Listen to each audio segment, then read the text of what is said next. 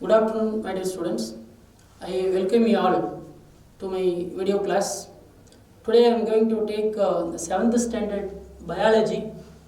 The topic is reproduction and modification in plants. I think in the previous class you might have discussed about the sexual reproduction in plants. Sexual reproduction actually involves in two processes. One is pollination, another one is fertilization.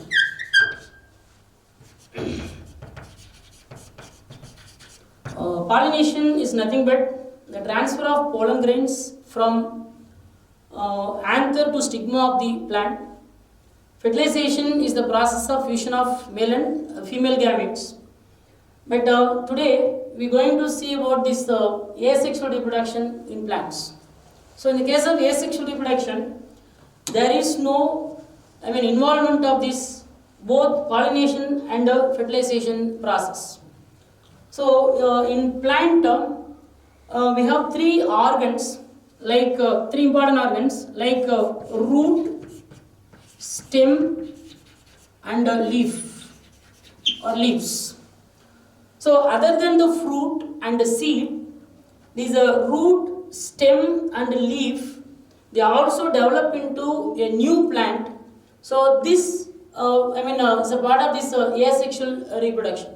So asexual reproduction is the process of formation of new plant without the act of pollination and fertilization, and the new plant part propagate from the root, stem and leaves.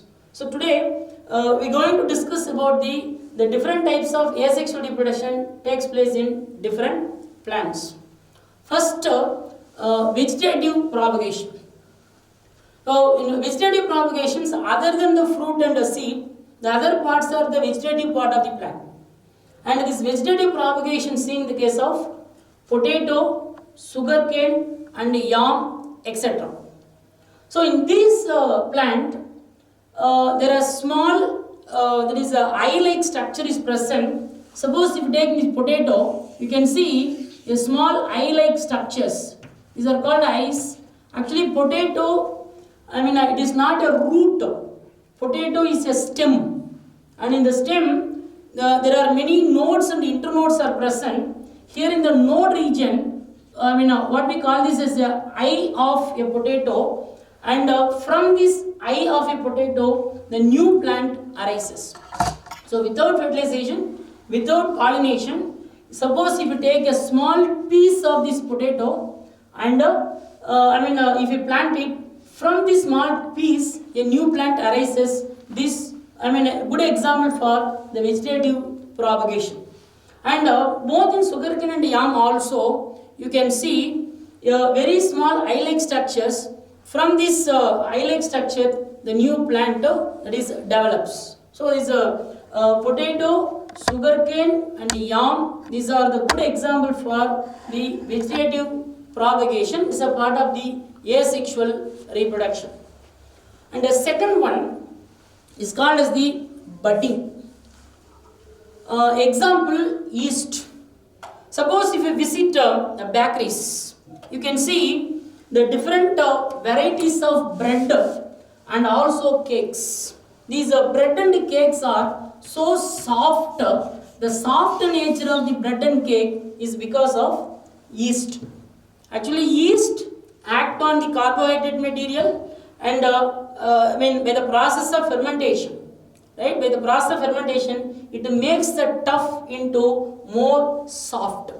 So this yeast that is multiply and reproduces by the process called budding.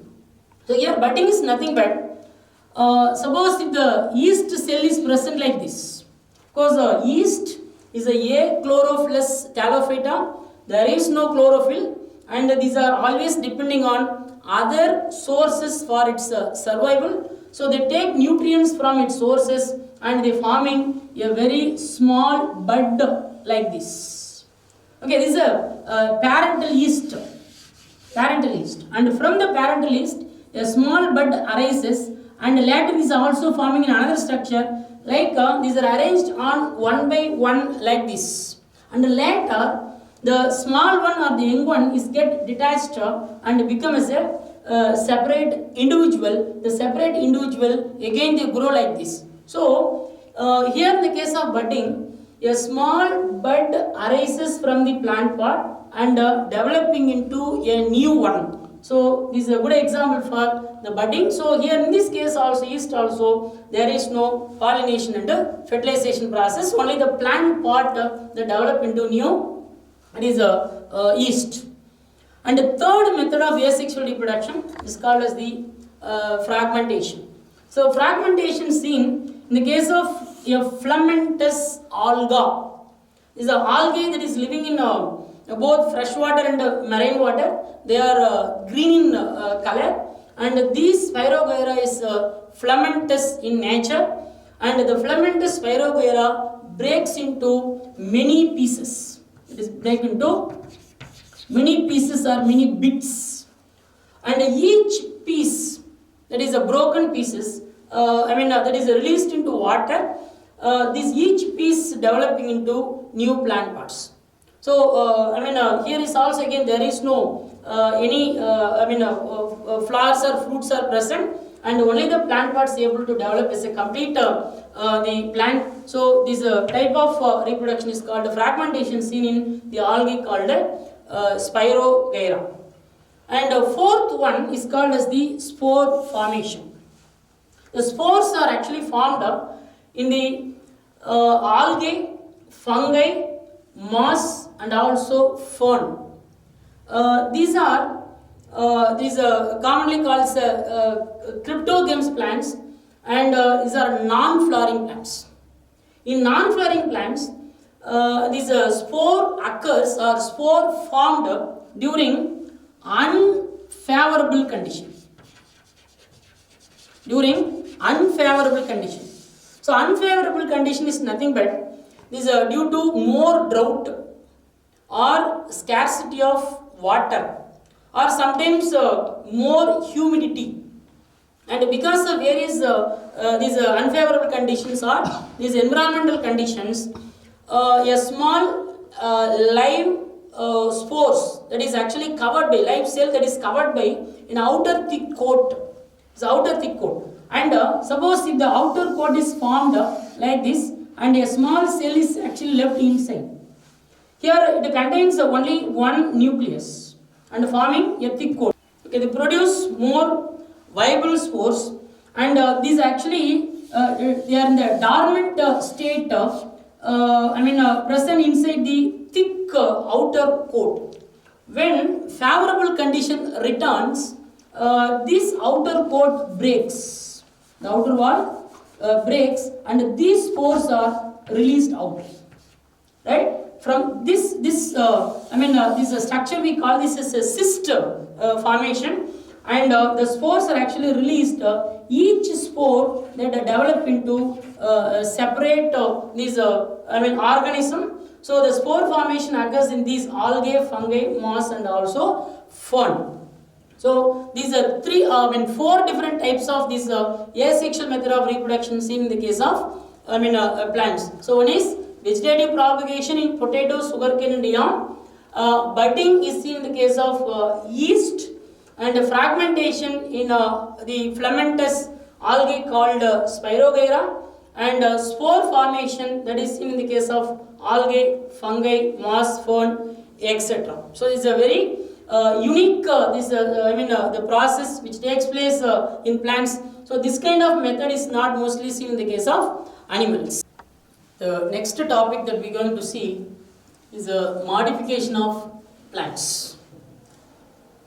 Here, if you observe the carrot and also the grass, if you take the plant from the ground and observe the root of these two plants, right? We observe the root of these two plants, you can see the differences. Actually, in grass, the type of root is called as the fibrous root. But in carrot, that is the nothing but the taproot. It's called a taproot. Actually, in the plant parts, they are designed very specifically for specific function. For example, as I said earlier, the root, it is mainly for anchoring the plant with the ground or with the soil. I mean, anchoring in the sense fixing the plant with the soil. The roots are responsible to absorb water and also mineral salts from the ground. That is its specific function. And the same, if you take a stem, the stem helps to conduct the water and the mineral salts from the root system to the leaves. And again, it transports the food material which is prepared by the leaf to the other parts of the plant. So the stem has two different specific type of tissues which are responsible for transporting materials from one part to another part. And if you take leaves,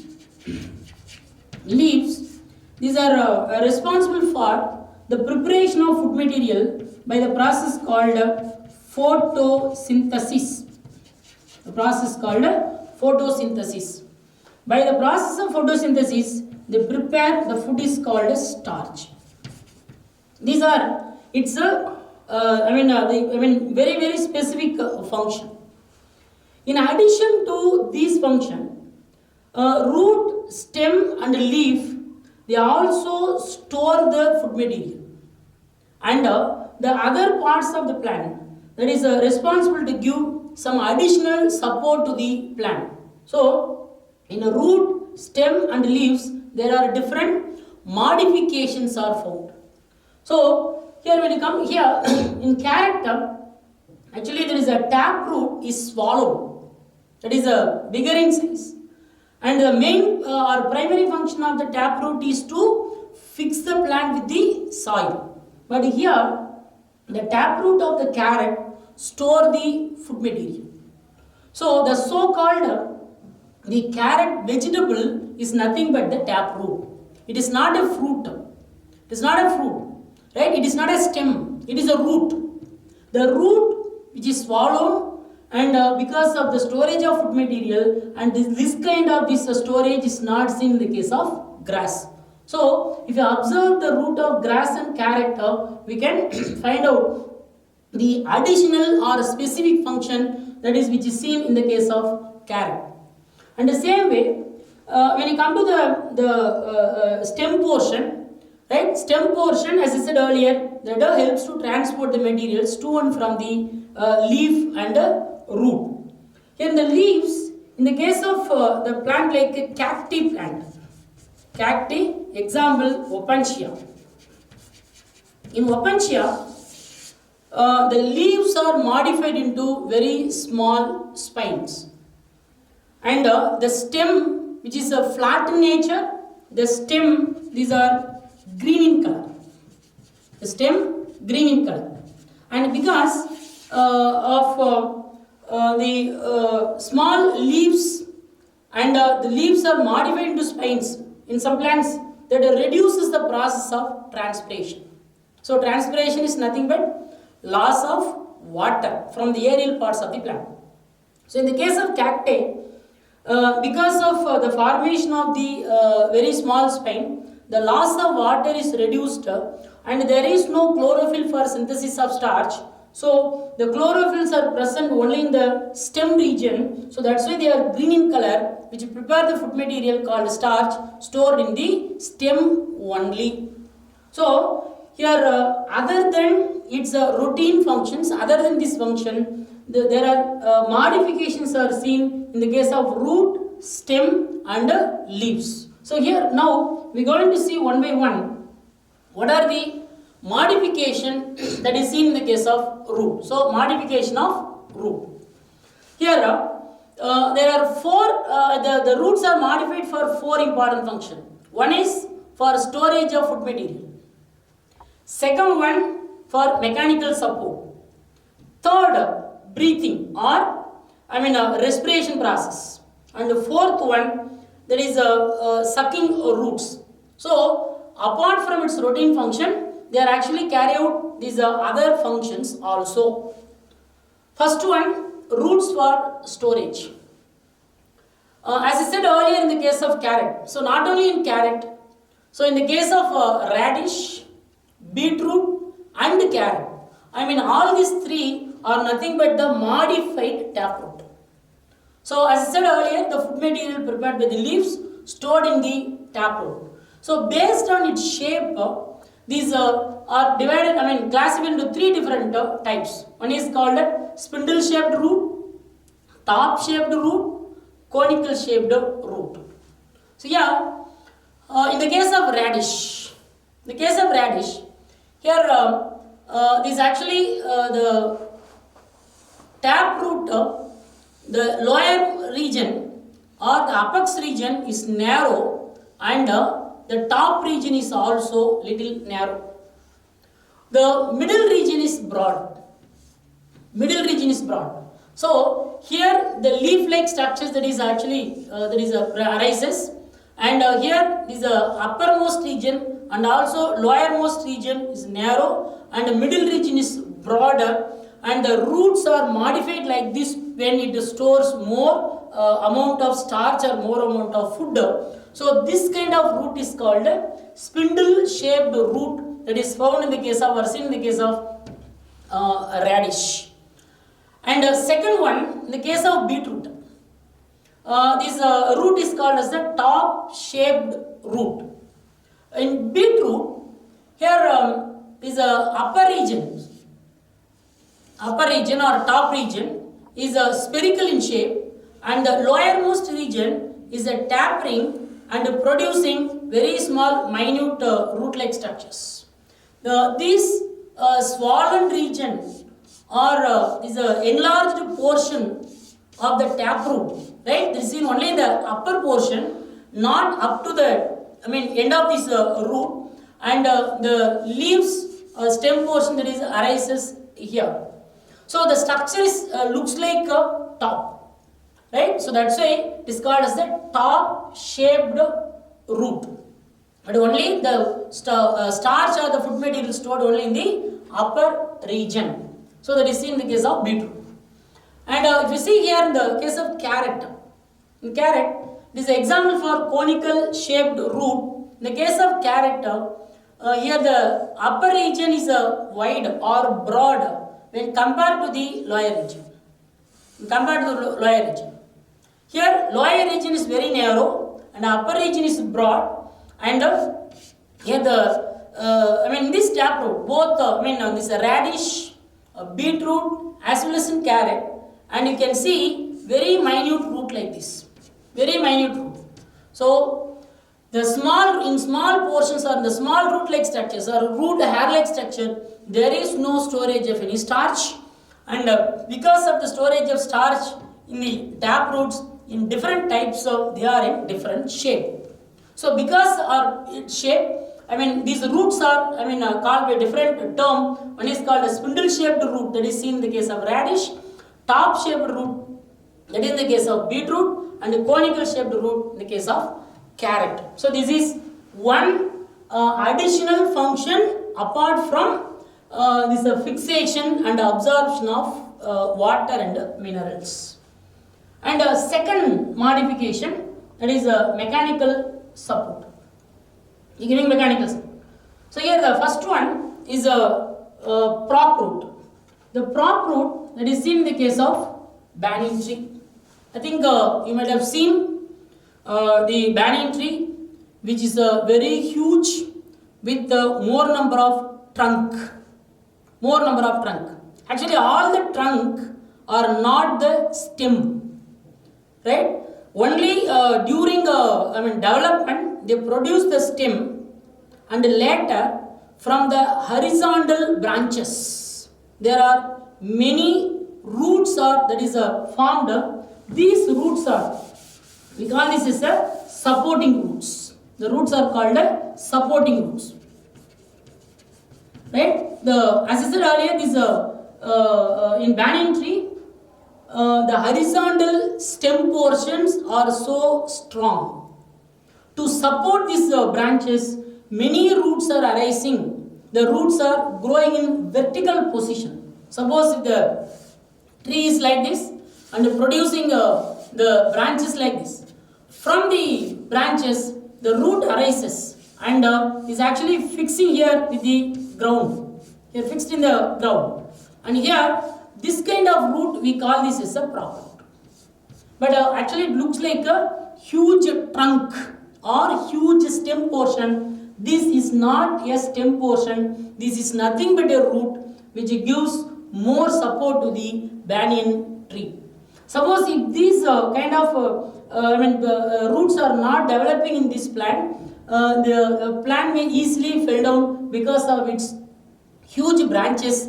And also more number of branches. So this kind of root we call this as a prop root or supporting root that is present or seen in the case of banyan tree. So this is one. The important functions that is giving support, that is called mechanical support. Second one is called as a stilt root. Stilt root. Actually, the stilt root seen in the case of sugarcane and also maize. Sugarcane and maize. In the case of sugarcane, you can see there are many node and internode. There are many node and internode. So this portion is called node region. This one is called a node, and the space between the two node is called as the internode. So in the case of both the sugarcane and also maize, the root arises from the node region. The root arises from node, and actually here the root, the type of root present developing here, this is called as the fibrous root. This is actually fibrous root. This fibrous root arises when the plant begins its growth, and when the plant grow high, there is a bigger in size. From every node, there are many small roots that arises. These roots that is fixing with the ground and giving additional support. Is giving additional support to the plant. So this kind of root we call this is a stilt root. So as I said earlier, apart from its main function, this gives support or protection. And the third type of root we call it a climbing root. The climbing root is seen in the case of betel and also the black pepper. These betel and black pepper, here actually they need some support. They need some support. These are growing here. Around this the support material, and when it grows from every node, producing small root like this. Small root. So the root arises from the node as well as the internode region. From the node and also internode. So this helps to fix the plant with this support. Right? So this root, right, arises from the node and internode. It fixes with this supporting material so that the plant parts, that is a leaf or stem portion, can climb easily. So that's why this kind of root we call this as a climbing root in the case of black pepper and also betel. Right? And third type that is called as the breathing or respiratory root. So first function, it is a root for storage. Second one, mechanical support. Third one, breathing root or respiratory root. It is a breathing or respiratory root that is present in the case of the mangrove plant that is called Avicennia. The plant name is called Avicennia. So mangrove area which are more swampy, and the little amount of water is actually always present on the outer surface of the soil. So the plant is not able to get, especially the root is not able to get more air. So in the case of, that is Rhizopora and also Avicennia, here the special type of root that is arises called a respiratory root. Here Suppose if the plant here the main root system is here, and the plant grow here like this, and the branches and everything, and from the root some under the ground horizontally some roots grow like this, and this root grow above the ground level. This grow around above the ground level, and this type of root is called as is a respiratory root, which contain many small minute pores. Many minute pores. So here these places that is locked with more water. Locked with more water. And always you can see the small roots that are vertically grow above the water level. These roots are called breathing root, which has a small minute pores that is called nematophores. It's called nematophores. P-N-E-U-M-A, nematophores.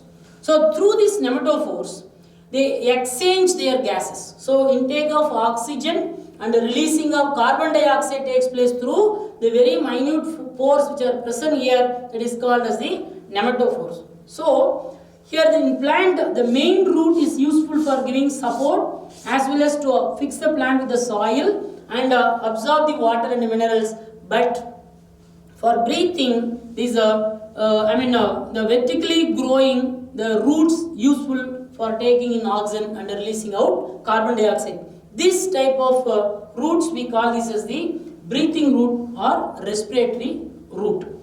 And fourth, the important function, that is haustorial root, or what we call this as sucking root. Actually, the haustorial root or sucking root, see in the case of the plant name that is called as the cuscuta.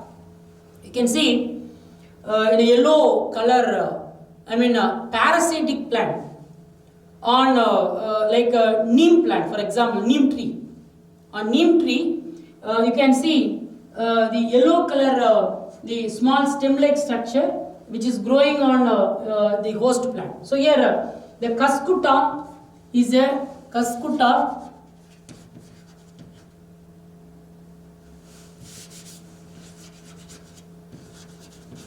this one is a parasitic plant. Is a parasitic plant, and this is always growing on its host. Growing on its host. Host provide nutrients. Parasitic organism, they take nutrients from its host organism. So here cuscuta is a good example for parasitic plant.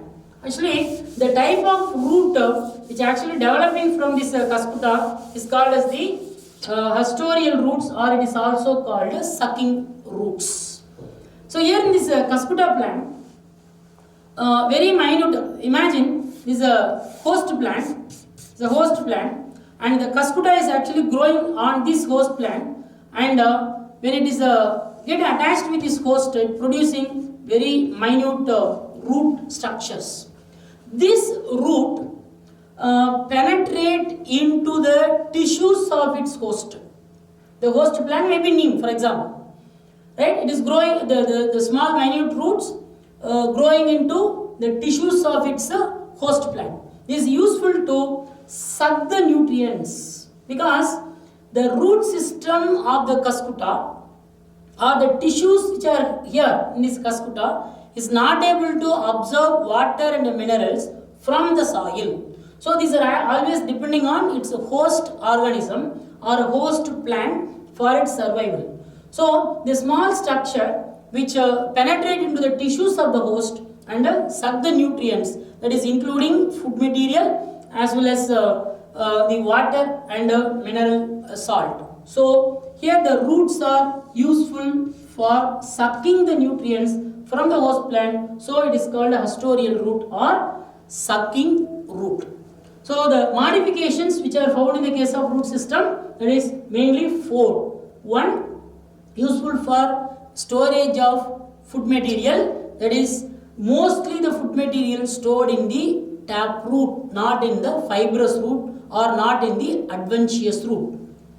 And mechanical support, here in these three, prop root, stilt root, and also climbing root. The root we call this as a adventitious root. So adventitious root means the root which are developing from the plant, from the aerial part of the plant. From the aerial part of the plant, we call this adventitious root. These adventitious roots are responsible for giving support to the plant. And breathing its very unique type of root system that is developing in the case of only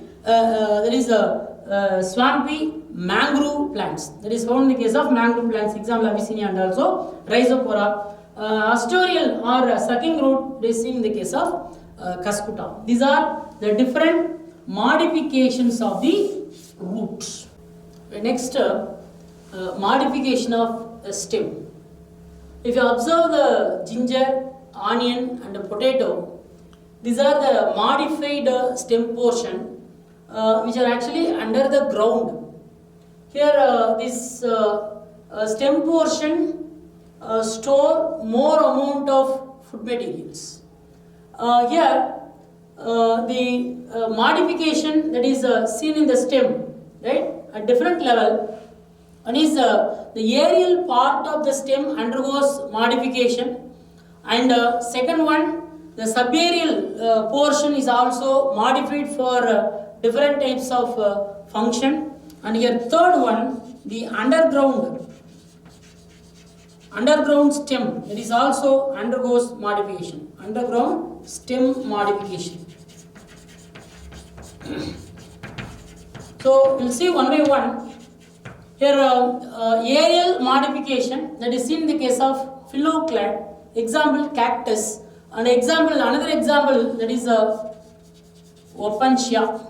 Actually these cactus and Opuntia, these are the xerophytic plants where the water scarcity is more. As I said earlier, here the leaves are modified into spines, or in some cases the leaves are modified into very thin, slender spine-like structure. In these cases, mainly to reduce the process of transpiration, the leaf portion is becomes a thin spine, and the stem portion is flat in nature, so that the number of stomata which is present in the leaves, that is completely reduced, because stomata is found only in the case of leaf, not in the stem. So because of the absence of the stomata in the leaf, and the stem is become green in color, here the process of transpiration is completely minimized. It is an important adaptive character for the plant to live successfully in the desert area or in the dry climatic conditions. So this kind of aerial modification we call this as a phylloclad. So phylloclad modification found in the case of cacti plant or cactus, and it is Opuntia. And here another one, subaerial modification. Subaerial in the sense, the part of the plant which is present or part of the stem which is present above the ground level, and here subaerial modification is seen mostly for the purpose of the reproduction of the plants.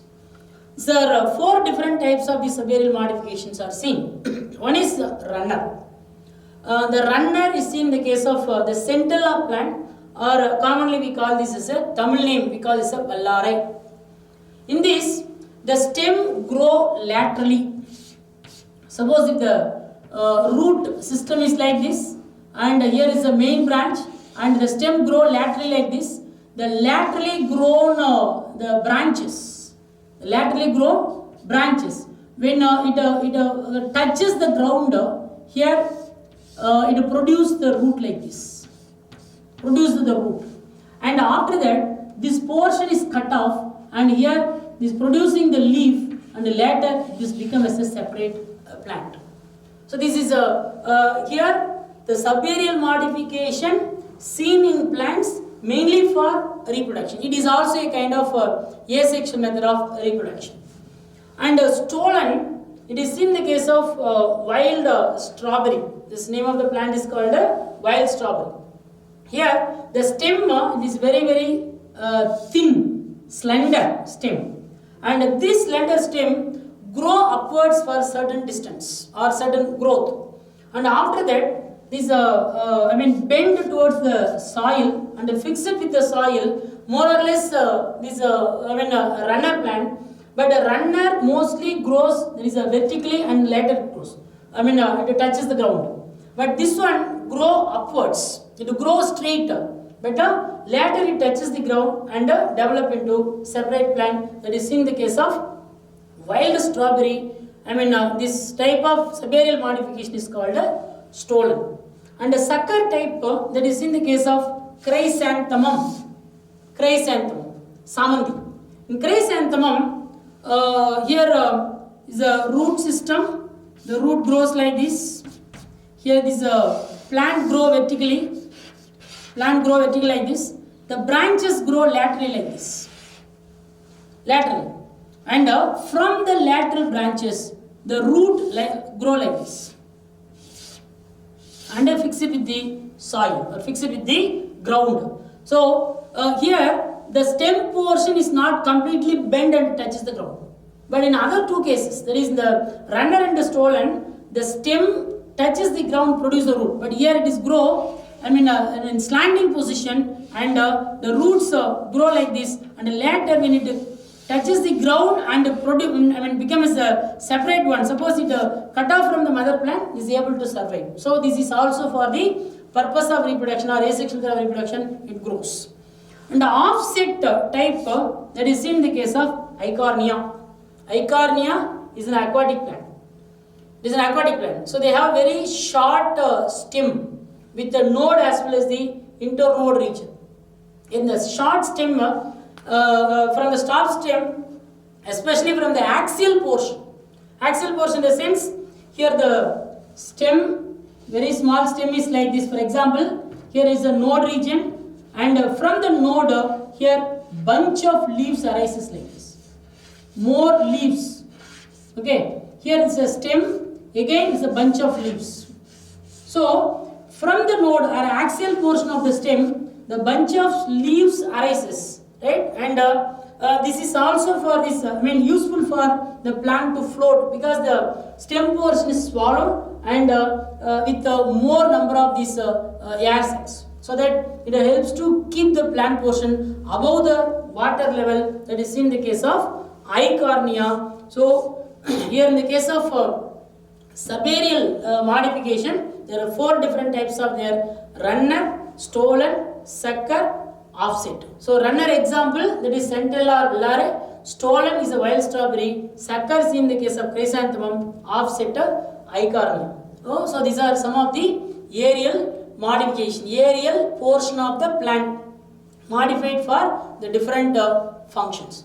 So the remaining portions we will see in the other class or the next class. So I hope all you will watch these videos and you go through the videos and also you refer your textbook also. Thank you very much.